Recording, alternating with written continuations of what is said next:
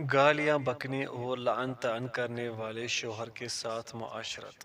شیخ ابن باز رحمۃ اللہ سے کسی نے دریافت کیا کہ جب مندرجہ ذیل اسباب کی بنا پر خاوند کے ساتھ زندگی بسر کرنا محال ہو جائے تو مطالبہ طلاق کے بارے میں شرعی حکم کیا ہے؟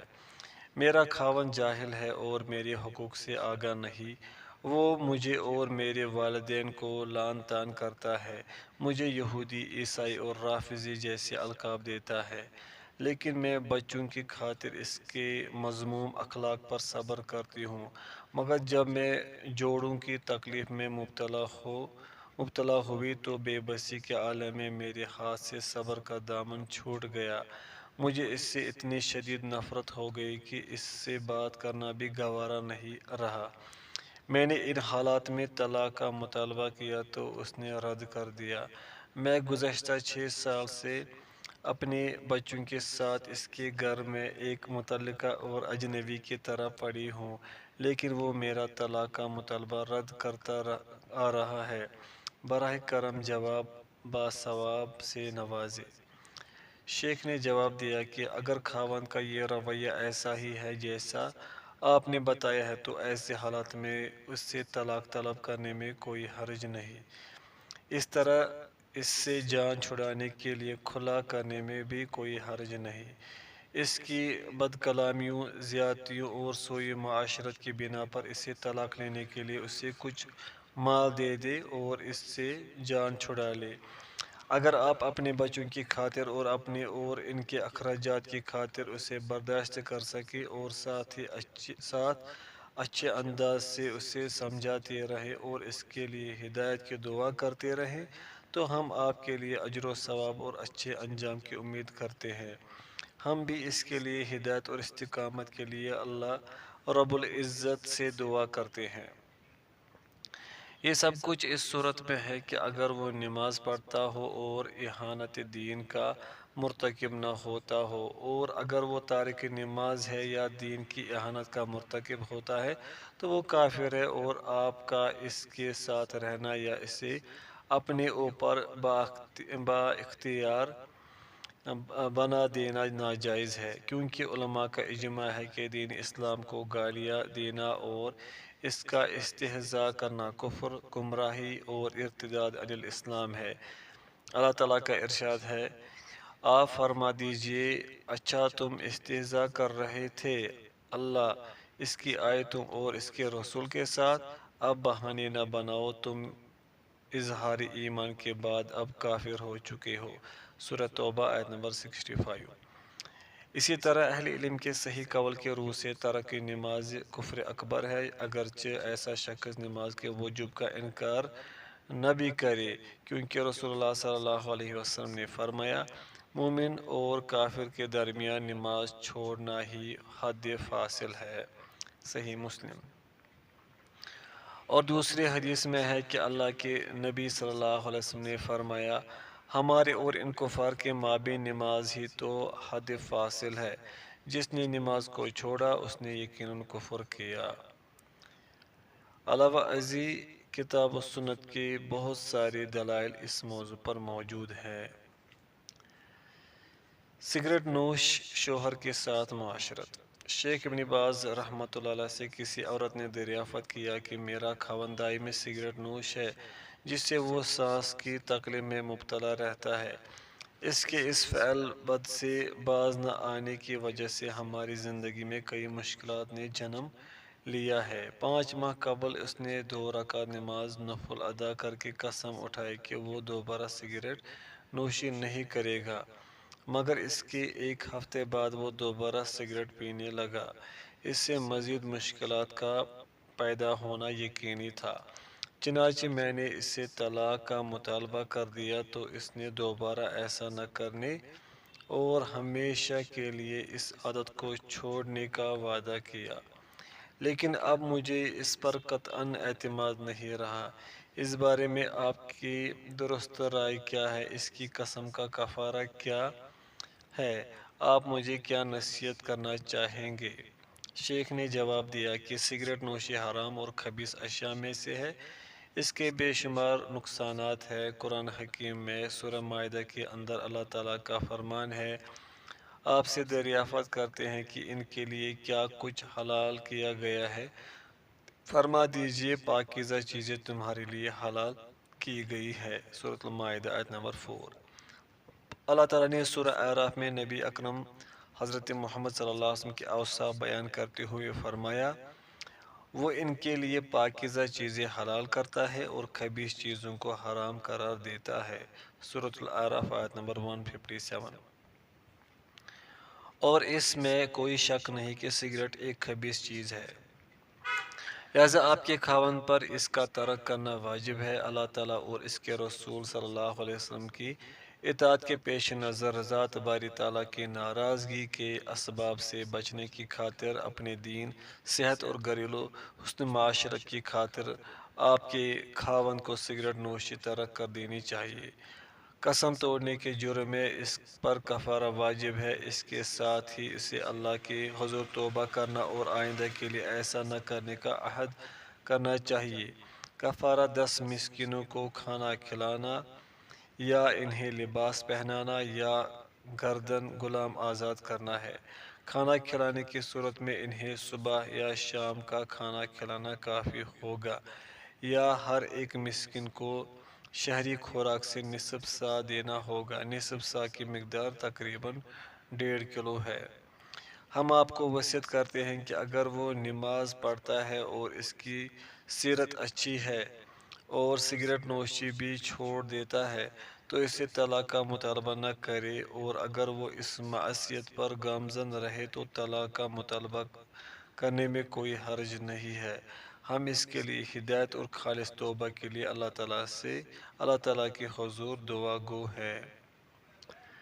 بے نماز شوہر کے ساتھ معاشرت۔ شیخ ابن عثیمین رحمۃ اللہ سے کسی عورت نے دریافت کیا کہ میرا خاوند دین کے بارے میں بے پرواہی کا مظاہرہ کرتا ہے، وہ نہ تو نماز پڑھتا ہے اور نہ رمضان المبارک کے روزے رکھتا ہے، بلکہ الٹا مجھے بھی ہر اچھے کام سے روکتا ہے، علاوہ ازیں وہ مجھ پر شک بھی کرنے لگا ہے، تمام کام کاج چھوڑ کر گھر بیٹھا رہتا ہے تاکہ وہ میری نگرانی کر سکے، دریں حالات مجھے کیا کرنا چاہیے؟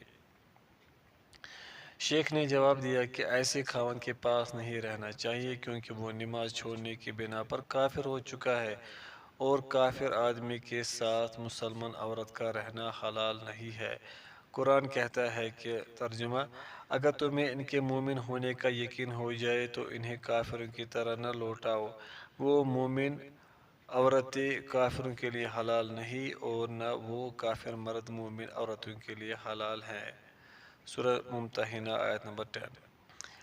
لہذا تمہارا نکاح ٹوٹ چکا ہے، تمہارے درمیان کوئی نکاح نہیں تاوقت کہ اللہ تعالیٰ اسے ہدایت عطا فرما دے اور وہ تائب ہو کر اسلام کی طرف لوٹ آئے، صرف اسی صورت میں رشتہ ازدواج باقی رہ سکتا ہے۔ جہاں تک آپ کے خاوند کے رویے کا تعلق ہے تو شک پر مبنی اس کا یہ طرز عمل ناروا ہے۔ میرے خیال میں وہ شک اور وسواس کی بیماری میں مبتلا ہے کہ بعض لوگوں کو عبادات اور دوسروں کے ساتھ معاملات کے دوران لاحق ہو جاتی ہے۔ یہ ایسی بیماری ہے کہ اسے ذکر الہی، انابت اللہ اور توکل علی اللہ کے علاوہ اور کوئی چیز نہیں روک سکتی۔ الغرض آپ کو ایسے خاوند سے الگ ہو جانا چاہیے، وہ کافر ہے اور آپ مومنہ۔ آپ کے خاوند کو ہماری نصیحت ہے کہ وہ دین کی طرف پلٹ آئے اور شیطانی مردود سے اللہ تعالیٰ کی پناہ میں آئے، ایسے ذکر و اذکار کا اہتمام کرے جو اس کے دل سے شکوک و وساوس کو باہر نکال دے۔ ہم اس کے لیے اللہ تعالیٰ سے توفیق کی استدعا کرتے ہیں، واللہ اعلم۔ بیوی کا بوسہ لینے سے وضو نہیں ٹوٹتا۔ حضرت عائشہ رضی اللہ عنہ بیان کرتی ہیں کہ نبی کریم صلی اللہ علیہ وسلم نے اپنی کسی اہلیہ کا بوسہ لیا اور نماز کے لیے نکل گئی اور آپ نے وضو نہیں کیا۔ یہ روایت صحیح ہے، ابن ماجہ۔ جن لوگوں نے مجرد عورت کو چھونا ہی ناقض وضو شمار کیا ہے، ان کی دلیلی آیت ہے اولا مستم النساء، لیکن یہ آیت ان کے موقف کی دلیل نہیں بنتی، کیونکہ آیت میں مس چھونے سے مراد جمع و ہم بستری ہے۔ البانی رحمۃ اللہ فرماتے ہیں حق بات یہ ہے کہ عورت کو چھونا اور اسی طرح اس کا بوسہ لینا وغیرہ وضو نہیں توڑتا۔ ابن عثیمین رحمۃ اللہ فرماتے ہیں راجہ موقف یہ ہے کہ عورت کو چھونے سے یا اس کا بوسہ لینے سے مطلق طور پر وضو نہیں ٹوٹتا۔ سعودی مجلس افتاء ان کی فتویٰ ہے علماء کے اقوال میں سے صحیح قول کے مطابق عورت کا بوسہ لینے سے وضو نہیں ٹوٹتا، اگرچہ وہ لذت محسوس کرے بشرطے کہ انزال نہ ہو، اور روزہ بھی نہیں ٹوٹتا۔ بیوی کا بوسہ لینے سے روزہ بھی نہیں ٹوٹتا۔ دوران روزہ اپنی بیوی کا بوسہ لینے سے روزہ تو نہیں ٹوٹتا، البتہ یہ یاد رہے کہ یہ اجازت ایسے شخص کے لیے ہے جو اپنے نفس پر قابو پا سکتا ہو اور اسے یقین ہو کہ وہ بوس و کنار سے جمع تک نہیں پہنچے گا، کیونکہ جمع کی صورت میں روزہ باطل ہو جاتا ہے، اور روزے کی قضا کے ساتھ اس کا کفارہ ایک گردن آزاد کرنا، اور اگر اس کی طاقت نہ ہو تو 2 ماہ کے مسلسل روزے رکھنا، اور اگر اس کی بھی طاقت نہ ہو تو 60 مساکین کو کھانا کھلانا بھی ادا کرنا پڑتا ہے۔ دوران روزہ بیوی کا بوسہ لینے کے جواز کے متعلق چند ایک دلائل حسب ذیل ہے۔ حضرت عائشہ رضی اللہ عنہ سے روایت ہے کہ نبی کریم صلی اللہ علیہ وسلم روزہ دار ہوتے لیکن اپنے ازواج مطہرات کا بوسہ لیتے اور ان کے ساتھ مباشرت کرتے، یعنی ان کے جسم کے ساتھ جسم ملاتے، اور آپ صلی اللہ علیہ وسلم تم سب سے زیادہ اپنی خواہشات پر قابو رکھنے والے تھے۔ صحیح البخاری و صحیح مسلم۔ حضرت عائشہ رضی اللہ عنہا بیان کرتی ہیں کہ رسول اللہ صلی اللہ علیہ وسلم روزہ دار ہونے کے باوجود اپنی بعض بیویوں کا بوسہ لے لیا کرتے تھے، پھر آپ رضی اللہ عنہا ہنسی۔ بخاری و مسلم۔ حضرت ام سلمہ رضی اللہ عنہ بیان کرتی ہیں کہ میں رسول اللہ صلی اللہ علیہ وسلم کے ساتھ ایک چادر میں لیٹی ہوئی تھی کہ مجھے حیض آ گیا، اس لیے میں چپکے سے نکل گئی اور اپنا حیض کا کپڑا پہن لیا۔ آپ صلی اللہ علیہ وسلم نے پوچھا کہ کیا بات ہو گئی ہے، کیا حیض آ گیا ہے؟ میں نے کہا ہاں۔ پھر میں آپ صلی اللہ علیہ وسلم کے ساتھ ایک چادر میں داخل ہو گئی۔ حضرت ام سلمہ رضی اللہ عنہ اور رسول اللہ صلی اللہ علیہ وسلم کا ایک ہی برتن سے غسل جنابت کر لیا کرتے تھے، اور آپ صلی اللہ علیہ وسلم روزہ دار ہونے کے باوجود ان کا بوسہ لے لیا کرتے تھے۔ بخاری و مسلم۔ سید سابق رحمہ اللہ فرماتے ہیں دوران روزہ اس شخص کے لیے بوسہ لینا جائز ہے جو ضبط نفس کی طاقت رکھتا ہو۔ کوئی عیب نکل آنے پر نکاح فسخ کرنے کا حکم۔ اس ضمن میں چند روایت کتب احادیث میں موجود ہیں، مگر ان کی استنادی حیثیت ضعیف پر مبنی ہے۔ چند ایک روایت کا بیان حسب ذیل ہے۔ حضرت کعب بن عجرہ رضی اللہ عنہ سے مروی ہے کہ رسول اللہ صلی اللہ علیہ وسلم نے بنو غفار کی عالیہ نامی خاتون سے نکاح کیا۔ جب وہ آپ صلی اللہ علیہ وسلم کے پاس خلوت میں داخل ہوئی اور اس نے اپنا لباس اتارا تو آپ صلی اللہ علیہ وسلم نے اس کے پہلو میں فل بحری برس کے داغ دیکھے تو فرمایا اپنے کپڑے پہن لے اور اپنے گھر چلی جا، اور آپ صلی اللہ علیہ وسلم نے اس کے متعلق حکم ارشاد فرمایا کہ اسے مہر دے دیا جائے۔ یہ روایت ضعیف ہے۔ پہلی بات یہ ہے کہ یہ روایت ضعیف ہے، دوسری بات یہ ہے کہ اس روایت میں مذکورہ مسئلے کے لیے کوئی دلیل نہیں، کیونکہ الحقی باہلک کے الفاظ طلاق سے کنایہ ہے، جیسے کہ نواب صدیق حسن خان رحمۃ اللہ اور شیخ البانی رحمۃ اللہ نے اسی کو ترجیح دی ہے، اور مرد کی طرف سے طلاق ہی نکاح کے بعد جدائی کا ذریعہ ہے۔ حضرت عمر رضی اللہ عنہ نے فرمایا جو شخص کسی عورت سے نکاح کرے پھر اس سے ہم بستری کرے اور اس سے معلوم ہو کہ وہ عورت برس کے مرض میں مبتلا ہے یا دیوانی ہے یا کوڑھی کی مریضہ ہے، تو چونکہ شوہر نے اسے چھوا ہے اس لیے وہ حق مہر کی مستحق ہے، اور اس مہر کی رقم اس سے وصول کی جائے گی جس نے اس سے دھوکہ دیا۔